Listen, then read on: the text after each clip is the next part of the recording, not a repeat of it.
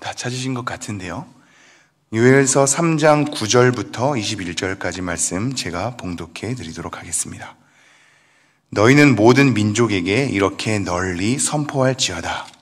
너희는 전쟁을 준비하고 용사를 격려하고 병사로 다 가까이 나와서 올라오게 할지어다. 너희는 보습을 쳐서 칼을 만들지어다. 낫을 쳐서 창을 만들지어다. 약한 자도 이르기를 나는 강하다 할지어다. 사면의 민족들아, 너희는 속히 와서 모일지어다. 여호와여, 주의 용사들로 그리로 내려오게 하옵소서. 민족들은 일어나서 여호사밧 골짜기로 올라올지어다. 내가 거기에 앉아서 사면의 민족들을 다 심판하리로다. 너희는 낫을 쓰라. 곡식이 이것도다. 와서 밟을지어다. 포도주 틀이 가득히 차고 포도주 독이 넘치니 그들의 악이 크미로다. 사람이 많으며 심판의 골짜기에 사람이 많으며 심판의 골짜기에 여호와의 날이 가까우미로다. 해와 달이 캄캄하며 별들이 그 빛을 거두도다. 여호와께서 시온에서 부르짖고 예루살렘에서 목소리를 내시리니 하늘과 땅이 진동하리로다. 그러나 여호와께서 그의 백성의 피난처 이스라엘 자손의 산성이 되시리로다. 그런즉 너희가 나는 내 성산 시온에 사는 너희 하나님 여호와인 줄 알 것이라. 예루살렘이 거룩하리니 다시는 이방 사람이 그 가운데로 통행하지 못하리로다.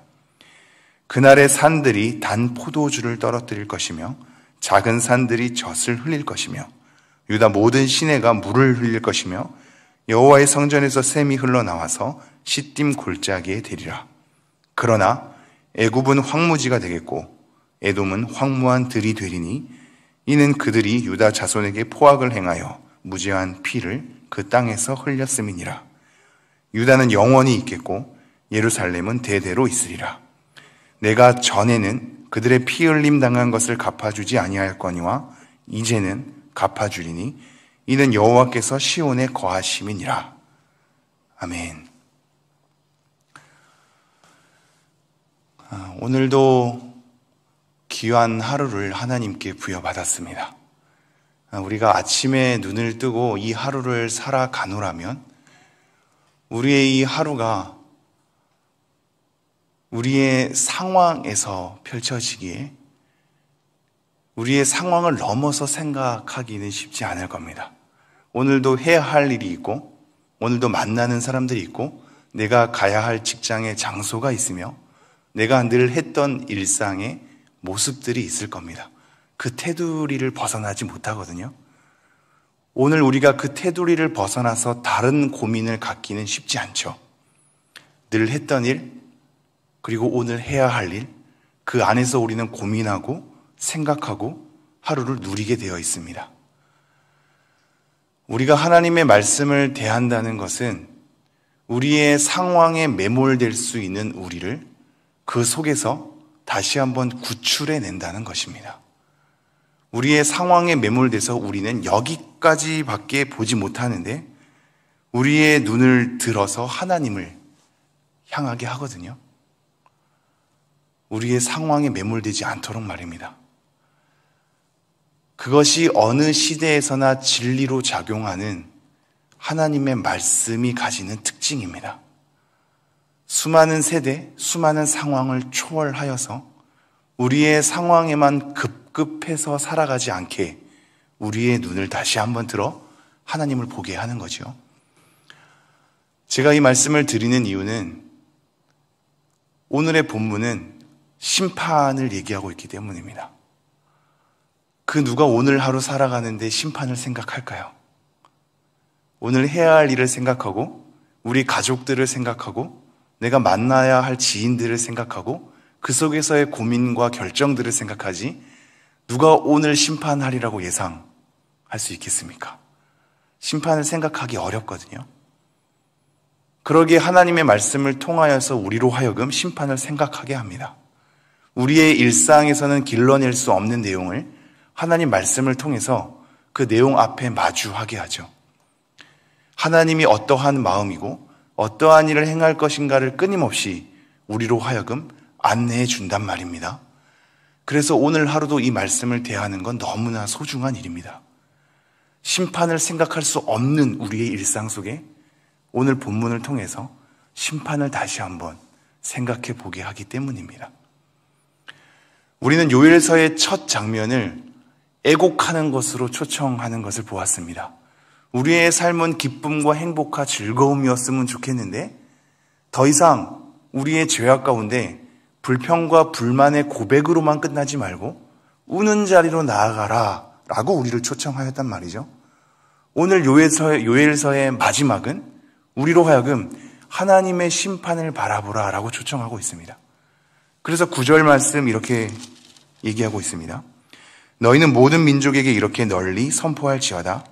너희는 전쟁을 준비하고 용사를 격려하고 병사로 다 가까이 나와서 올라오게 할지어다. 모든 민족을 부르는 겁니다. 그동안 진행되었던 요엘서의 메뚜기 재앙을 넘어서서 수많은 민족들이 우리를 쳐들어오고 그 가운데 하나님께서 하나님의 영을 부어줄 그 시대를 갈망하게 했단 말이죠. 그리고 이 시대의 끝날 마지막을 보게 하는데 마지막에는 모든 민족을 다 부를 것이랍니다. 열방으로 하여금 다 모이게 할 것이랍니다. 그들에게 선포하랍니다. 모이라고. 그러면서 전쟁을 준비하라고 얘기합니다. 그들 전쟁을 잘 치룰 수 있는 용사를 격려해서 그들로 하여금 다 가까이 올라오게 하라고 초청하고 있습니다. 지금 이것은 긍정의 언어가 아닙니다. 그들로 하여금 무장해서 준비하게 하는 겁니다. 하나님을 믿지 않는 모든 열방으로 하여금 너네들이 지금 무장할 대로 무장해서 내 앞에 나오라고 초청합니다. 10절 너희는 보습을 쳐서 칼을 만들지어다. 낫을 쳐서 창을 만들지어다. 약한 자도 이르기를 나는 강하다 할지어다. 보습은 쇠조각입니다. 쇠조각을 쳐서 칼을 만들고 낫을 쳐서 창을 만들랍니다. 칼과 창, 전쟁에 필요한 중요한 무기를 잘 갖춰서 오랍니다. 그들로 하여금 무장시키게 하고요. 그들 스스로를 생각하기를 강하다고 인식할 수 있도록 그들에게 얘기합니다. 그러니 우리는 흔들리지 말아야 할 것이 하나님의 끝날, 이 심판날이 다가올 때 하나님을 믿지 않는 자들은 연약하고 흐트러지게 심판을 당할 것 같은데 그렇지 않은 겁니다. 그들은 무장할 수 있고 강한 용사로서 무기를 들고 그들은 모일 것입니다. 우리는 이렇게 생각해야죠. 끝날이 다가오는 과정 가운데 하나님, 왜 여전히 하나님을 믿지 않는 사람들은 강해 보입니까? 왜 하나님을 믿지 않는 사람들은 여전히 무기를 날카롭게 가지고 있는 것 같습니까? 왜 그들은 여전히 수많은 군중으로 모여서 활개를 치고 있습니까? 지금 오늘 본문을 보았다시피 그럴 수 있는 겁니다. 하나님은 그렇게 모을 것이며 칼과 창을 만들게 할 것이며 용사들로 하여금 무장하게 할 것이며 그들이 실체는 약한데 본인 스스로가 마치 강한 것처럼 인식하고 나오게 한다고 얘기하고 있습니다. 그러면서 11절 사면의 민족들아 너희는 속히 와서 모일지어다. 여호와여 주의 용사들로 그리로 내려오게 하옵소서. 그들의 모든 민족들을 모으게 할 것이고 그들과 맞서 싸울 하나님의 용사들을 그들 앞에 내려보냅니다. 12절 민족들은 일어나서 여호사밧 골짜기로 올라올지어다. 요한계시록에서는 아마겟돈 전쟁이라고 하는 특별한 지정된 장소는 아닙니다. 여호사밧 골짜기는 끝날 마지막 전쟁이 있을 장소에 대한 상징적인 언어입니다. 그 골짜기로 올라올지어다. 내가 거기에 앉아서 사면의 민족들을 다 심판하리로다. 그들을 모아서 마지막에 심판하는 겁니다. 드디어 하나님의 공의가 온 세상 가운데 영향을 미칠 참된 심판이 그들 가운데 행해지는 것이죠. 그러면서 13절 너희는 낫을 쓰라. 곡식이 익었도다. 와서 밟을지어다. 포도주 틀이 가득히 차고 포도주 독이 넘치니 그들의 악이 크미로다. 13절에 말하는 너희는 열국의 민족들을 얘기하는 게 아니라 하나님의 용사들을 얘기합니다. 그들로 하여금 모아놓은 그 민족들을 밟으랍니다. 포도주 즙이 다 짜내지도록 그들을 밟으랍니다. 왜냐하면 그들의 악이 크기 때문입니다. 14절 사람이 많으며 심판의 골짜기에 사람이 많으며 심판의 골짜기에 여호와의 날이 가까우미로다. 예수님의 말씀이 생각나지 않습니까? 예수님의 길을 걸어가는 그 길은 좁은 길입니다. 예수님을 대적해서 다른 길로 가는 것은 넓은 길입니다. 우리는 하나님의 말씀 앞에 모든 사람들이 다 그 진리를 인정하고 따랐으면 좋겠죠. 그런데 실제로는 그러한 일은 없습니다. 많은 사람이 모인 곳에는 진리가 아니기 때문일 가능성이 큽니다. 우리가 심판날에 이를수록 하나님을 따르려는 사람은 적을 것입니다. 기도하는 사람은 적을 것이고요. 찬송하는 사람은 적을 것입니다. 하나님의 말씀을 하나님의 말씀으로 받드는 자는 적을 것입니다. 그러니 다른 쪽에 있는 많은 사람들로 하여금 여러분의 믿음이 흔들리지 않았으면 좋겠습니다. 그들은 당연히 많을 것이기 때문입니다. 지금 14절에도 그들이 많을 것이라고 얘기하고 있죠. 하지만 그 장소는 심판의 장소며 여호와의 날은 점점 가까워지는 겁니다. 15절, 해와 달이 캄캄하며 별들이 그 빛을 거두도다.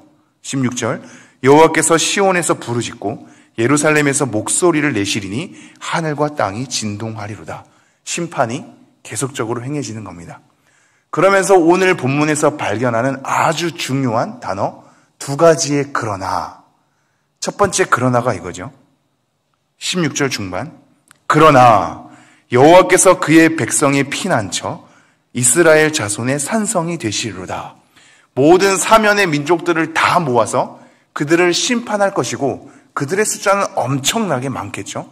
그 가운데 하나님의 소리는 발할 것이며 그들을 심판할 것입니다. 그러나 하나님을 믿는 민족들은 하나님께서 그들의 피난처가 되어주시고 그들의 산성이 되어주신다. 요새입니다. 우리가 피할 수 있는 장소, 안전함과 보호를 받을 수 있는 곳이 하나님께서 그렇게 되어주신답니다. 제가 시편 말씀 한번 읽어드릴까요? 31편 2절 3절을 제가 읽겠습니다. 한번 잘 들어봐 주시겠습니까? 내게 귀를 기울여 속히 건지시고 내게 견고한 바위와 구원하는 산성이 되소서. 주는 나의 반석과 산성이시니 그러므로 주의 이름을 생각하셔서 나를 인도하시고 지도하소서. 우리의 반석과 산성이랍니다. 그리로 피해야 할 것이며 거기가 안전한 장소입니다. 하나님께서 우리의 피난처가 되시고 산성이 되어주신답니다. 하나님의 백성은 그러한 심판을 받지 않고 피난처인 하나님께로 나아갈 수 있으며 하나님께서 우리에게 안정과 보호막이 되어주신답니다. 17절, 그런즉 너희가 나는 내 성산 시온에 사는 너희 하나님 여호와인 줄 알 것이라. 이 두 가지가 아주 중요한데요. 하나님께서 우리 가운데 사신답니다. 이 살다라는 표현을 체크해 주셔야 되고요. 그리고 그 사는 속에서 어떠한 일이 일어나냐면 너희 하나님 여호와인 줄을 알 것이다. 하나님을 아는 관계, 하나님이 우리 가운데 사는 관계, 살아가는 모든 영생이 하나님을 아는 관계로 나아가게 할 것이랍니다. 예루살렘이 거룩하리니 다시는 이방 사람이 가운데로 통행하지 못하리로다. 18절, 그날에 산들이 단 포도주를 떨어뜨릴 것이며 작은 산들이 저주를 흘릴 것이며 유다 모든 시내가 물을 흘릴 것이며 여호와의 성전에서 샘이 흘러나와서 시딤 골짜기에 되리라. 단 포도주, 젖, 물, 샘. 우리가 메뚜기 재앙을 통해서 모든 것이 다 멸절되었는데 모든 것이 다 회복되는 것을 보게 되는 거죠. 19절, 두 번째 그러나 애굽은 황무지가 되겠고 에돔은 황무한 들이 되리니 이는 그들이 유다 자손에게 포악을 행하여 무지한 피를 그 땅에서 흘렸음이니라. 하나님의 백성은 피해질 것이나 하나님이 그 가운데 살고 하나님을 아는 관계 속에서 안정과 보호를 느낄 것이나 반대편의 심판의 대상들, 그들은 하나님 앞에서 황무지가 될 것이다. 왜냐하면 그들은 포악을 행했기 때문이다 라고 얘기합니다. 20절 21절 읽죠. 유다는 영원히 있겠고 예루살렘은 대대로 있으리라. 내가 전에는 그들의 피 흘림 당한 것을 갚아주지 아니하였거니와 이제는 갚아주리니 이는 여호와께서 시온에 거하심이니라. 전에는 그것을 갚아주지 않는데 이제는 갚아주겠답니다. 그러니 우리는 이 땅 가운데 살아갈 때 하나님의 공의를 맛볼 수 없을 수 있습니다. 당황하지 마십시오. 이 땅엔 불의가 기승할 수 있습니다. 왜냐하면 지금 이 과정 가운데는 하나님이 당장 갚아주시지 않기 때문입니다. 전에는 갚아주지 않았으나 이제는 갚아주리라. 하나님께서 지금의 과정 가운데는 참아내실 수 있으나 마침내 그날에는 하나님의 공의가 빛을 발해서 모든 것이 정돈될 것입니다.